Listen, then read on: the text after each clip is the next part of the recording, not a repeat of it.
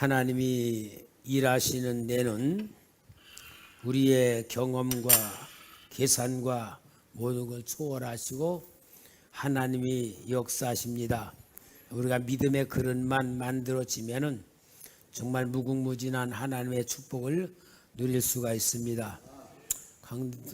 기도시에서 기도하며 하나님의 감동 주는 대로 주영광교회에 우리 교회가 세웠으면 좋겠다는 마음으로 주셔서 기도하고 유지영 권사하고 얘기해서 아멘 순종하고 그래서 우리가 벌써 3천만 원을 유 권사가 오늘 헌금으로 보냈어요.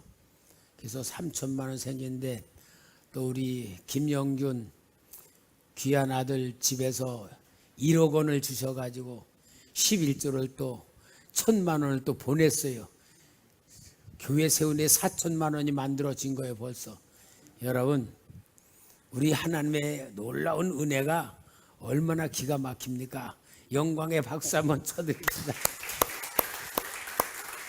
우리는 하나님이 하시는 일 봅시다. 하나님이 하시는 일을 보는 게 증인이에요. 우리 하나님은 이렇게 멋지게 일하시는데 더 큰 일을 하실까 안 하실까? 하시겠죠. 그러니까 우리는 성경을 통하여 뭘 봐야 되냐면은 많은 사람들은 예를 들어 죽을 병에 걸렸어. 그럼 살려달라고 기도하니까 하나님이 고쳐줬어. 의사가 이건 기적입니다. 이런 일은 의학으로는 설명이 안 됩니다. 그래서 고쳐줬어. 자 그러면은 대다수의 사람들은 살려달라고 하고 하나님이 고쳐준 애가 하나님 앞에 충성하겠다고 해놓고 싹 고침받고 건강 찾으면 또 지목대로 살아가. 그게 거의 다 그래가지고 하나님이 재발시켜가지고 데려가든지 그렇게 만든단 말이야. 근데 실은 어때야 되냐? 하나님의 살아계신 역사를 체험하면은 그걸 바탕으로 더 큰 복을 받을 믿음이 만들어져야 되고 기대를 해야 되고 그릇을 빌려야 되고 이렇게 해야 되는 거예요. 그러니까 여러분 오늘 같은 그런 놀라운 역사가 일어나는 게 우리 초대교회에 일어난 역사라면 더 큰 역사 일어날까 안 일어날까? 그걸 바라보는 눈을 열자 그 말이에요. 이게 진짜 예수 잘 믿는 신앙이 되는 거예요. 오늘 오전에는 제가 실제적인 이야기로 성경 구절도 띄우지도 못하고 그냥 내가 하나님 앞에서 하나님이 나 지켜주신 얘기도 하고 멋있었지만 속은 빈 아가씨 얘기도 하고 또 우리 장로 권사 자녀들이 진짜 모태신앙으로 유아세례 받았는데도 불구하고 하나님 축복받으려고 생각지도 않는 그런 것들은 우리가 다시 돌아보면서 진짜 예수 잘 믿는 신앙으로 우리가 눈을 떠야 되고 하나님 앞에 새롭게 시작하는 신앙이 돼야 될 줄 믿습니다. 요한복음 8장 1절부터 11절까지 교독합니다. 제가 먼저 읽습니다. 예수는 감람산으로 가시니라. 아침에 다시 성전으로 들어오시니 백성이 다 나아오는지라 앉으사 그들을 가르치시더니 서기관들과 바리새인들이 음행 중에 잡힌 여자를 끌고 와서 가운데에 세우고 예수께 말하되 선생이여 이 여자가 가늠하다가 현장에서 잡혔나이다. 모세는 율법에 이러한 여자를 돌로 치라 명하였거니와 선생은 어떻게 말하겠나이까? 그들이 이렇게 말하면 고발할 조건을 얻고자 하여 예수를 시험함이로라.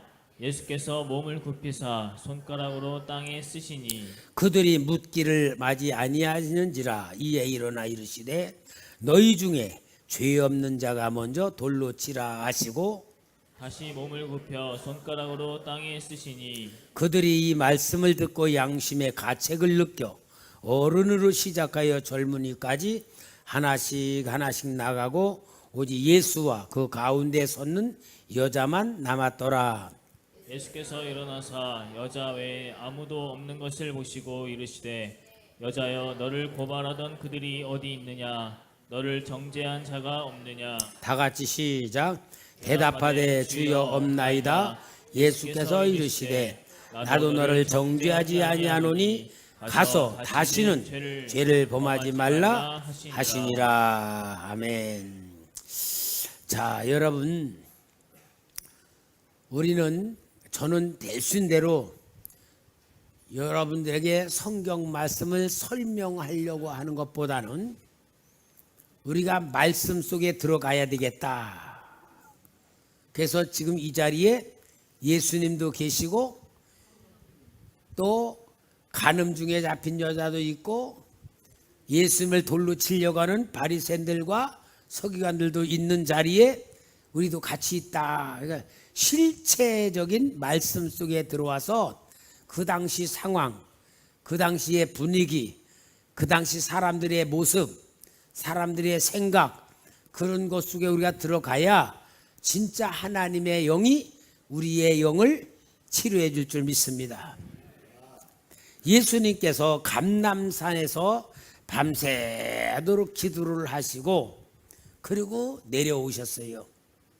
감람산은 올리브산이라는 그런 감람이 올리브거든요. 올리브산이라는 말인데 그 위치는 어디냐? 예루살렘 동쪽에 기드론 시내 너머에 위치한 언덕에 있어요.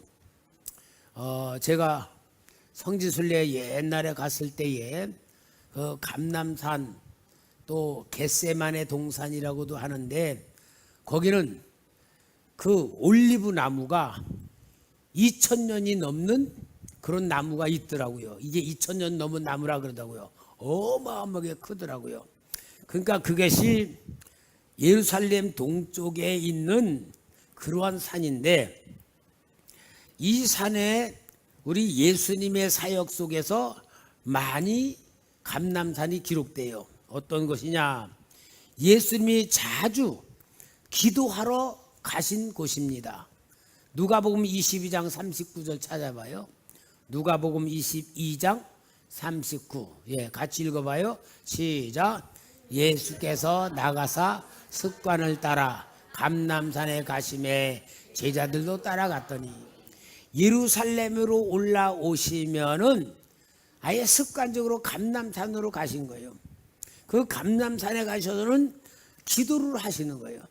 그래서 겟세마네 동산에서 기도하신 것이 바로 이 감람산이고 이곳이 기도하는 장소로 주님이 사용을 하셨고 또 감람산에서 우리 예수님은 이 마지막 때 말세에 일어날 사건들을 예수님이 말씀하신 곳이 감람산에서 말씀해서 감람산 감하라 그러는데 진짜 마태복음 24장 전체가 말세에 일어날 사건에 대한 예언을 하시는 곳입니다. 그러니까 우리 예수님께서는 감람산을 아주 자주 사용을 하셨고 겟세마네 동산이라고도 이름을 부르는 곳에서 우리 예수님께서 피땀을 흘려 기도하시는 마지막 기도도 올렸던 곳이 그곳인데 또 이 감람산에서는 예수님이 부활하신 후 40일 만에 감람산에서 승천을 하세요. 그래서 감람승천인데 거기는 승천교회가 있어요. 승천교회가 있는데 어떠냐?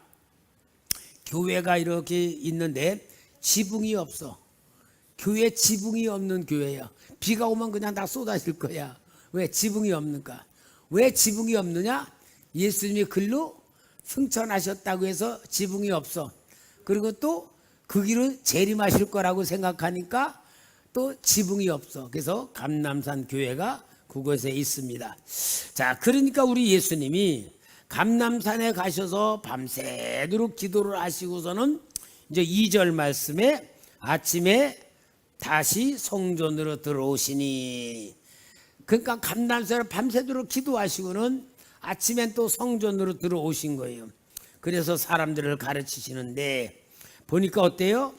3절에 서기관들과 바리새인들이 음행 중에 잡힌 여자를 끌고 와서 가운데에 세우고 4절 같이 시작.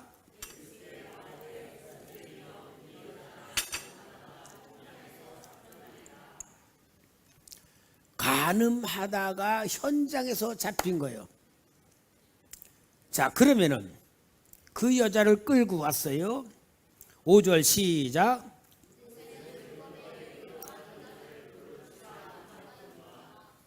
어떻게 말하겠나이까. 6절에 시작. 무슬이 이렇게 말하면 고발할 조건을 얻고자 하여 예수를 시험함이로라. 예수께서 몸을 굽히사 손가락으로 땅에 쓰시니. 자, 여러분 여기에 이 상황을 봅시다. 간음 중에 잡힌 여자를 끌고 와서 예수님에게 물어보죠. 모세의 율법에는 이 여자를 돌로 치라 그랬습니다. 그러면은 당신은 어떻게 하겠습니까? 물어보는 거예요. 몰라서 물어봐요? 알고 물어봐요? 알고 물어보는 거예요. 알고 물어보는 이유는 뭘까요? 예수님을 시험하는 거예요. 그러니까 예수님은 영락없이 이들의 올무에 걸리는 거야. 왜냐? 돌로 치지 말라 그러면은 그 돌로 예수님을 칠 거고, 그죠? 가늠한 여자가 돌로 치라 그러면은 예수님이 지금까지 말했던 용서, 사랑, 완전히 위선자가 되는 거예요. 그러면 이들은 진짜 율법을 지키기 위해서 이 여인을 예수님에게 끌고 왔느냐? 여러분 이 사건 속에 뭐가 빠졌어? 생각해 봐요. 우리가 이 자리에 가늠한 여인이 끌려와 있어. 예수님 여기 있어. 서기관 바리새인 다 둘러싸서 물어보는 거야. 뭐가 빠졌을까? 에? 죄? 왜 죄가 빠져? 아니 죄 때문에 여기 저건데. 그렇죠. 간음한 놈이 있어야 되지. 두 연놈이잖아. 안 그래요?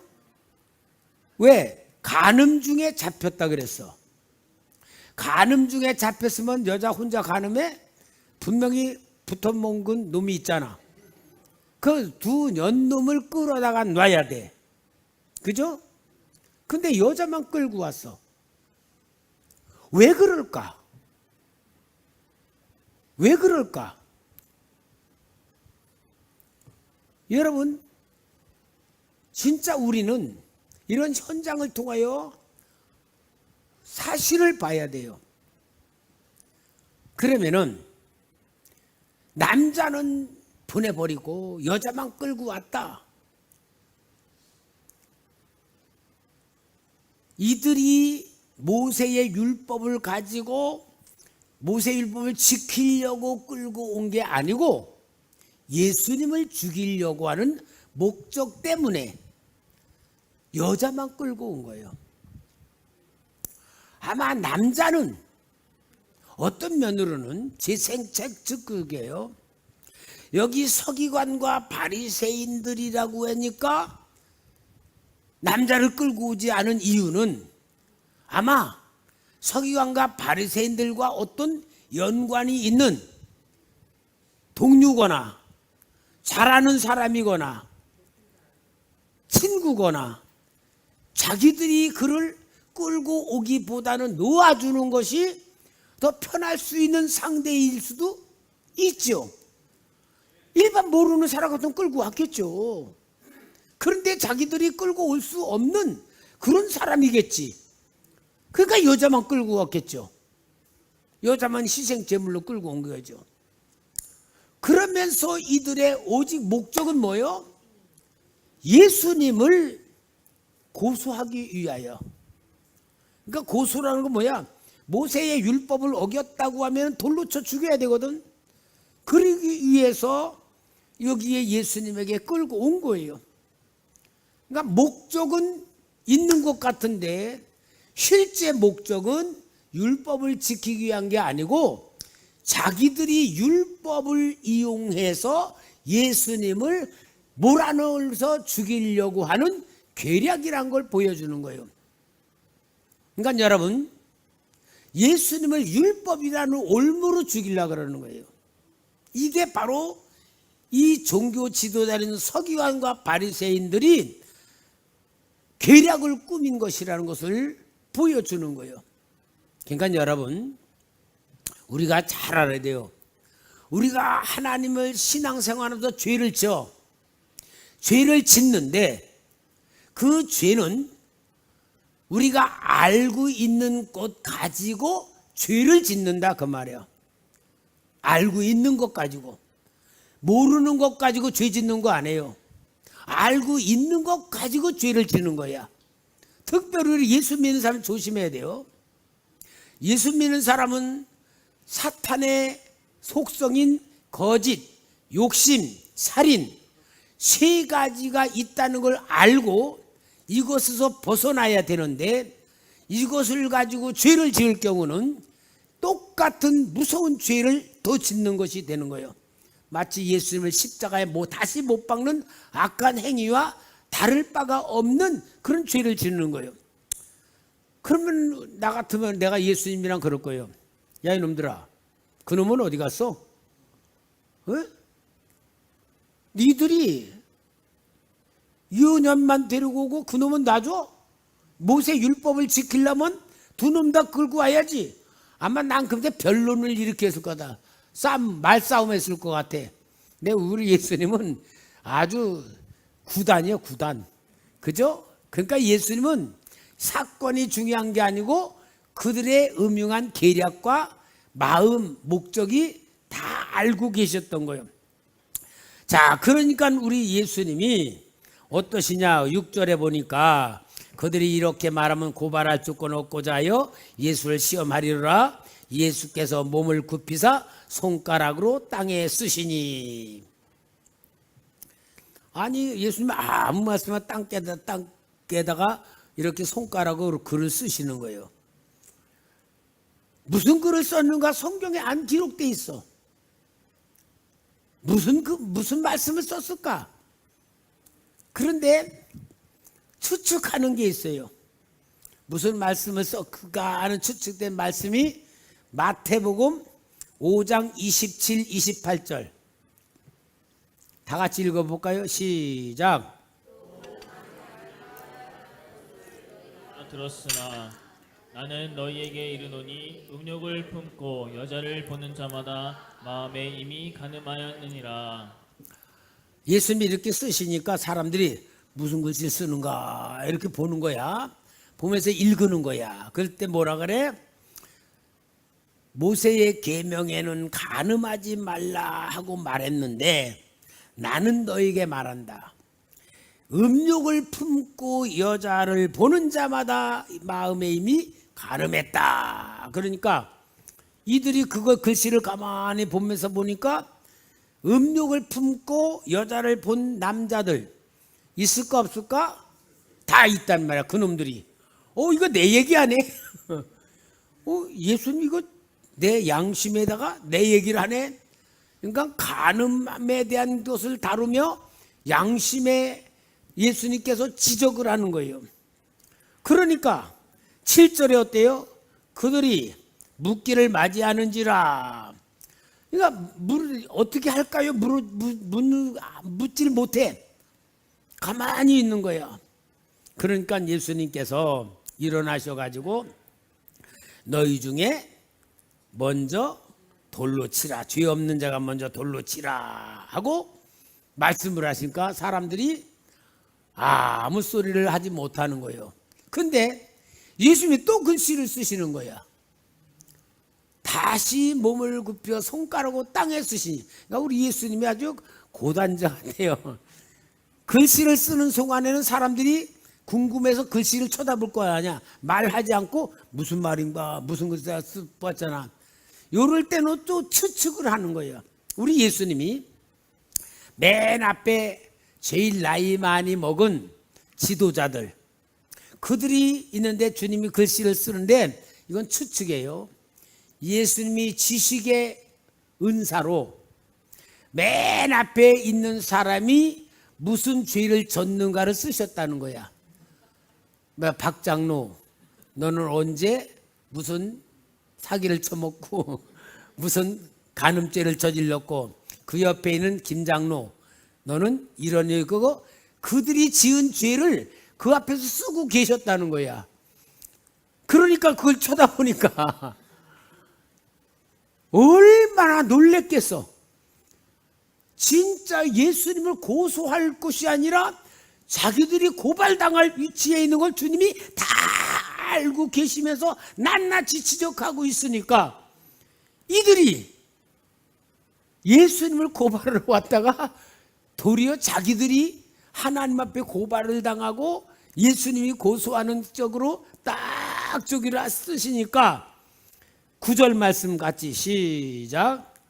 그들이 이 말씀을 듣고 양심의 가책을 느껴 어디로 시작하여 젊은이까지 하나씩 나가고 오직 예수와 그 가운데서는 여자만 남았더라. 여러분, 그들이 돌을 가지고 여자를 끌고 왔을 때는 이 돌은 여자를 죽이든지 예수님을 죽이든지 하는 돌이었는데, 도리어 예수님 앞에 와서 주님이 향하신 행동과 말씀을 통하여 자기들 스스로 양심의 가책을 받고 돌을 다 땅에 내려놓고 다 가버리게 만든 사건이에요. 그럼 이 여자가 간음 중에 현장에서 잡힌 여자야. 모세의 율법으로는 완벽한 돌로 쳐 죽여야 돼. 그러나 예수님에게 왔을 때는 이 여자가 간음 중에 잡혔지만 살았다 죽었다? 살았다. 이거 살았다. 그러니까 여러분, 하나님은 우리를 살리시는 분이에요. 예수님은 우리를 살리시는 분이에요. 마귀는 우리를 죽이는 존재야. 정확하게 하세요. 마귀는 우리를 죽이는 존재고 하나님은 우리를 살리시는 분이에요. 내가 죽느냐 사느냐는 어디에 붙느냐에 따라 다른 거예요.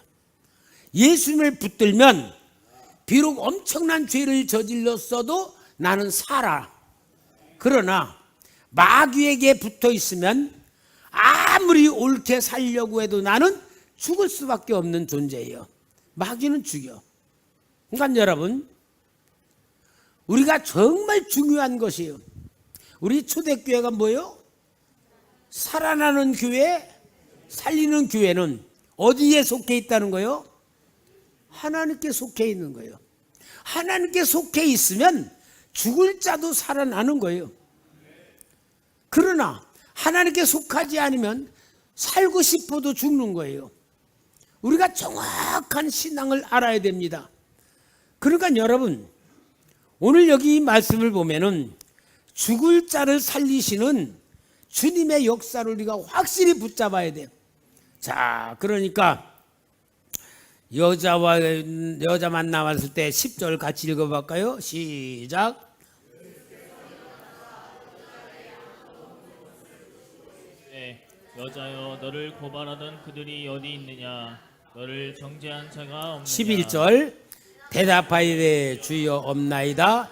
예수께서 이르시되 나도 너를 정죄하지 아니하노니 가서 다시는 죄를 범하지 말라 하시니라. 자, 여기에 보면 여자에게 물어봐요. 너를 고발하는 자들이 어디 있느냐? 이 여인은 죽냐 사느냐는 고발하는 자들 때문에 죽냐 사느냐예요.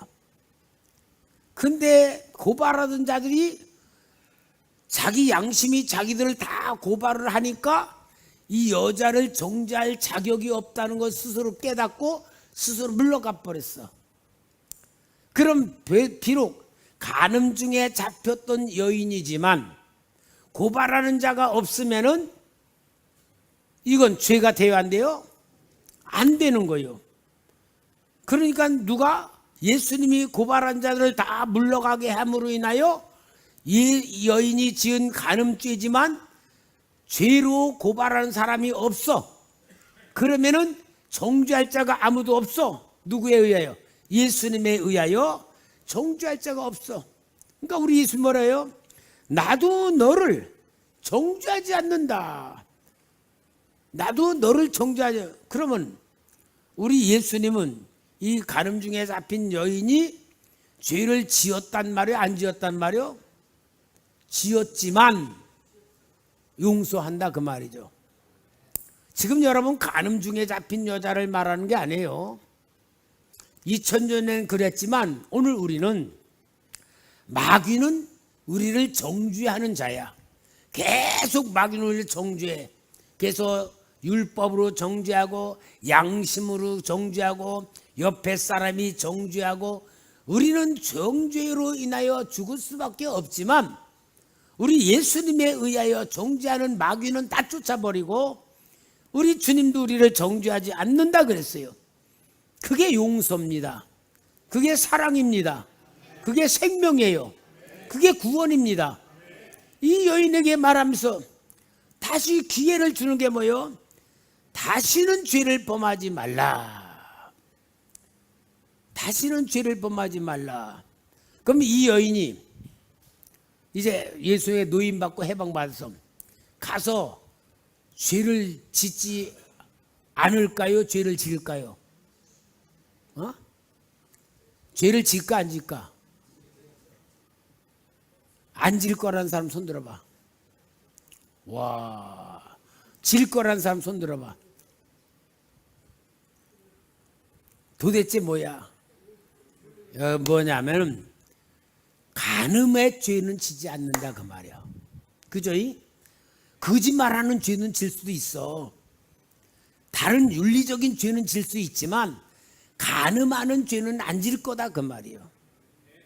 그러니까 여러분, 우리는 용서받은 죄인이야. 의인, 본질상 의인이 아닙니다. 의롭다고 인정해 준 것일 뿐이지 우리는 죄인이에요. 그러니까 우리는 어떻게 해요? 죄인들이지만 용서받은 죄인들. 그러니까 용서받은 죄인들은 어떻게 살아야 됩니까? 어떻게 살아야 되죠? 용서하며 살아야 되는 거야. 여러분 이거 잘 알아야 돼요. 용서받은 죄인들은 용서하며 살아야 용서받은 죄인으로 하나님 앞에 은혜 받고 사랑받고 축복받는 거예요. 여러분 용서받은 죄인이 용서하지 않으면 우리가 지은 죄와 함께 망할 수밖에 없어. 우리 주님이 친히 가르쳐줬잖아. 우리가 우리에게 죄 지은 자를, 잘못한 자를 용서해 준 것 같이 우리 죄를 용서하여 주시고, 그 말이에요. 여러분 우리는 절대적인 의무가 뭐냐? 용서예요. 용서가 없으면은요 우리는 진짜 하나님 앞에 용서받을 수가 없어요. 우리는 용서받은 죄인이기 때문에 용서하면서 살아야 돼요. 7번씩 몇 번이라도? 그럼 77이 49, 490번 딱 해놓고 넘어가면 용서 안 해준다? 7자는 무한대적인 의미가 있어서 용서받은 죄인이야. 그러니까 여러분 우리가 신앙생활하며 진짜 예수를 잘 믿는 신앙생활은 뭐냐? 예수님을 사랑하고 주님과 함께해서 믿음으로 살아가며 주님에게 시집온 처녀같이 완전히 주님의 하나가 된 가운데에 주님의 모든 용서를 받은 우리는 모든 용서를 해주면서 주님의 영과 같이 우리가 우리의 영이 하나가 되어 살아가면서 하나님의 은혜 속에 살아가고 용서할 줄 아는 삶을 통하여서 우리는 또 용서받는 죄인을 구원해내는 것이 하나님의 역사이고 하나님의 본질이라는 걸 보여줘요. 그러니까 여러분 교회 안에서 서로 질투, 미워, 시기, 분쟁, 이거는 성령님이 고하는 교회가 아니고 마귀가 역사하는 교회일 수밖에 없는 거예요. 그러니까 여러분 우리는 정말 용서받은 죄인답게 삽시다. 교회 안에 있는 우리들하고 교회 밖에 있는 사람하고 차이는 뭐냐? 교회 밖에 있는 사람들은 나는 죄인이 아니라는 사람들이요. 다 그러니까 죄져서 숨기고 입 딱 하고 딱 시침이 띄고 안 지은 채 이렇게 살아. 근데 교회 안에 있는 우리들은 죄가 다 드러난 사람들이야. 드러난 사람이니까 하나님 앞에 우리 스스로가 죄인이라고 인정하고 고백하는 삶을 살아야 돼요. 그리고 인간관계 훈련은 상대방의 입장에서 생각해주고 말해주고 행동해줌으로 그 열매가 용서, 사랑으로 만들어질 때에 우리 주님의 놀라운 역사가 이 교회에 나타나는 것이 하나님이 주신 축복이라는 말이에요.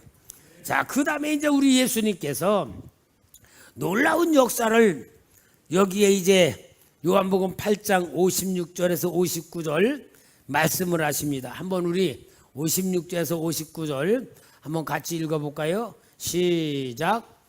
너희 조상 아브라함은 나의 때 볼 것을 즐거워하다가 보고 기뻐하였느니라.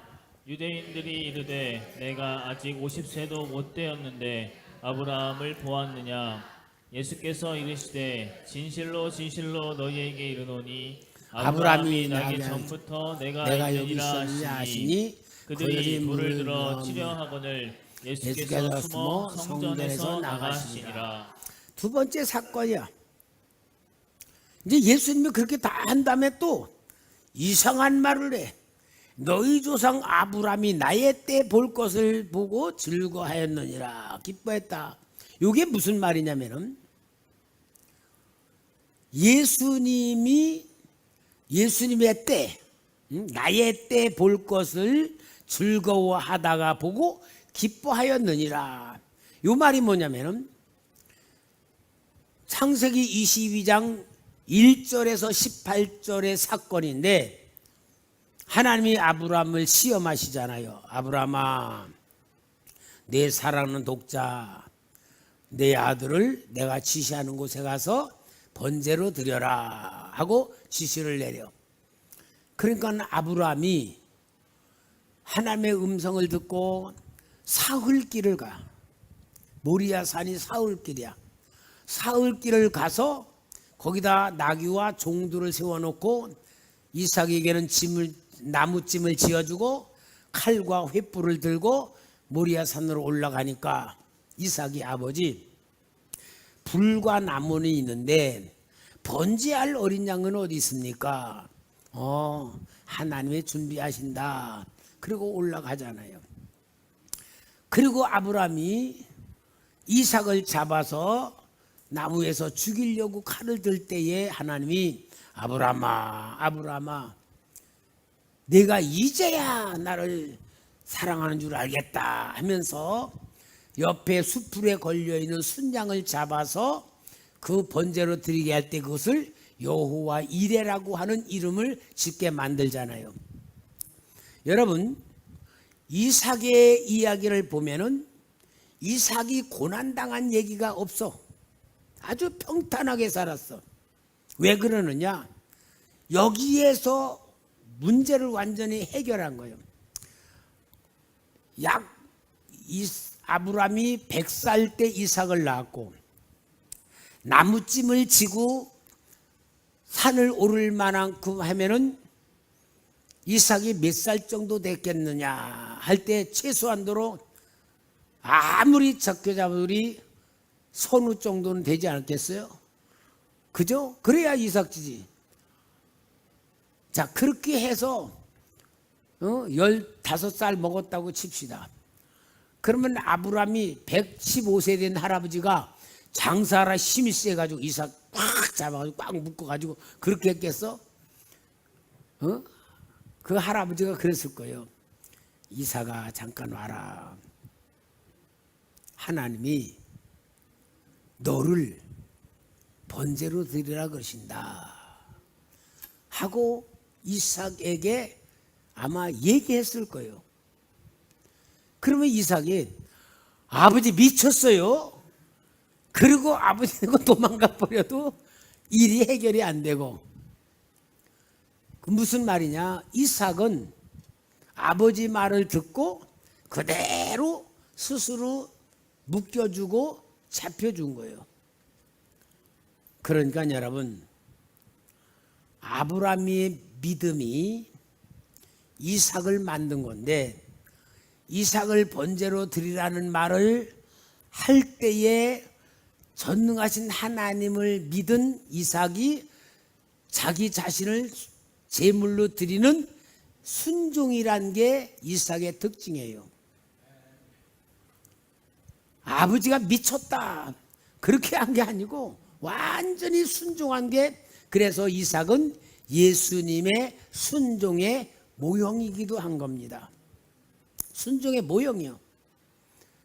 나무찜을 지고 산으로 올라가는 것은 예수님이 십자가를 지고 골고다 올라가는 것과 똑같은 상징의 모습인 거예요.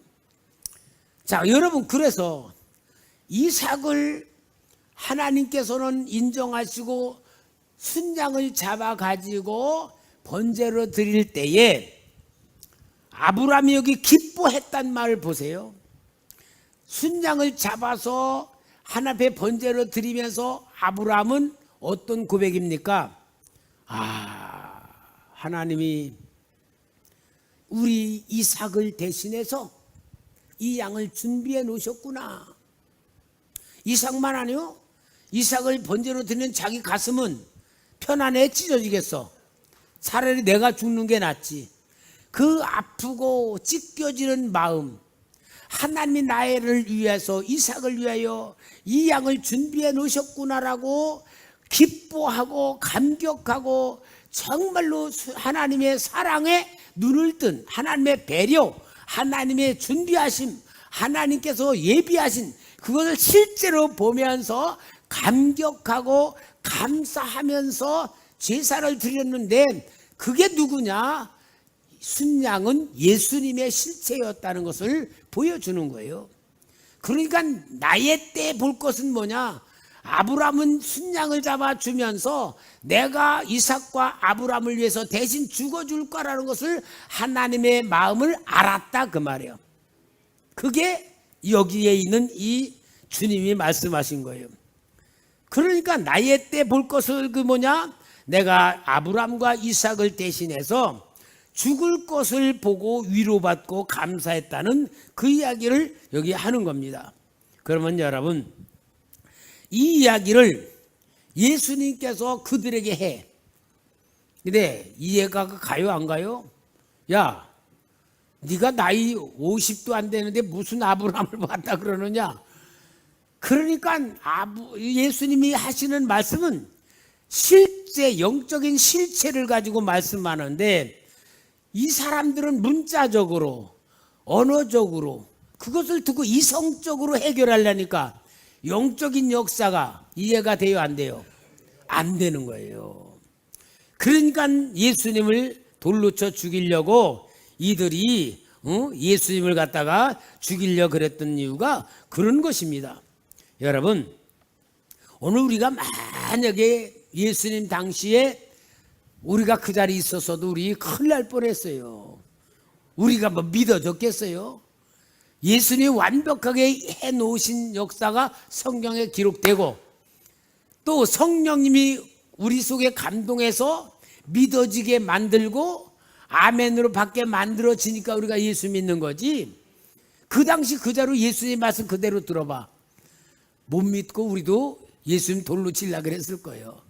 그러니까 여러분, 우리가 지금 믿는 게 최고의 적정한 시기, 아멘 할 줄도 모르나, 최고의 은혜의 때, 거기에다가 또 영적으로 정확하게 설명하는 영적인 지도자 김수환 목사와 함께, 여러분 영적인 세계 모르면요 이렇게 하나님 성경 속에 들어가서 말씀 전해줄 수가 없어요. 그냥 가르쳐, 성경 그냥 가르치는 거로 하면 여러분 머리로 배우지 믿음으로 안 돼. 그러니까 우리가 믿음으로 받아들이는 말씀이란 건 영적이지 않으면 안 되는 거예요. 그래서 아브라함의 때를 보고 기뻐했다고 할 만큼 예수님께서 말씀할 때에 저희들은 받았다는 것을 보여주는 것입니다. 여러분, 정말 우리가 예수 믿는다는 게 얼마나 축복인 줄 깨달아야 될 줄 믿습니다. 이들은 그렇게 주님이 주시는, 자기들은 맨날 우리는 아브라함의 자손이다 하는 것 가지고 자존심 갖고 선민의식 갖고 율법 자랑하고 이방인들은 짐승 취급하고 그러는 그들이, 아브라함, 너희 조상 아브라함도 나 믿었다, 그 말을 할 때에 받아들일 수가 없었던 것이고, 그것이 바로 그들은 하나님의 마음을 몰랐던 것이란 말이에요. 그러니까 여러분, 우리가 보면 성경은 구약 성경이지만, 시대는 구약이지만 영적인 세계는 구약 시대도 예수님이 역사하신 거예요. 나타나신 거예요. 보여지신 거예요. 이게 바로 영적인 세계에서 말씀드리는 성경의 역사인 겁니다. 여러분, 우리는 은혜를 받아야 될 줄 믿습니다. 하나님 주시는 축복을 받아야 될 줄 믿습니다. 우리는 진짜 모든 게 은혜요, 모든 게 감사, 모든 게 기쁨으로 받아들이면서, 여러분, 머리로 우리는 믿지 말고 진짜 예수를 믿어야 될 줄 믿습니다. 오늘 설교 제목이 너무 중요하잖아요. 나는 예수를 잘 믿고 있는가? 여러분 자신이 돌아보면서 내 신앙생활하는 걸 보고 내 자녀들이 예수 믿을 수밖에 없도록 만드는 것부터 시작해서, 내가 남들이 나를 어떻게 보는가, 남들이 내가 믿는 예수님을 진짜 인정할 수 있는가, 이런 걸 우리가 생각하면서 간단해. 예수님하고 딱 붙어 있으면 돼. 예수님하고 붙어 있으면 됩니다. 그러면은 예수님이 나보다 더 세시니까 예수님의 성품도, 예수님의 마음도, 예수님의 생각도 다 나를 덮게 돼서 내가 예수의 것, 예수의 것이란 말이 뭐요? 그리스도인, 그죠? 그래서 우리는 이 시대도 예수님이 나타나야 되고 예수님의 역사가 보여줘야 우리 교회가 진짜 몸이 예수님이고 머리가 예수님이고 삶이 예수님이란 걸 나타내는 증인들 되기를 주님의 부탁합니다. 기도하겠습니다.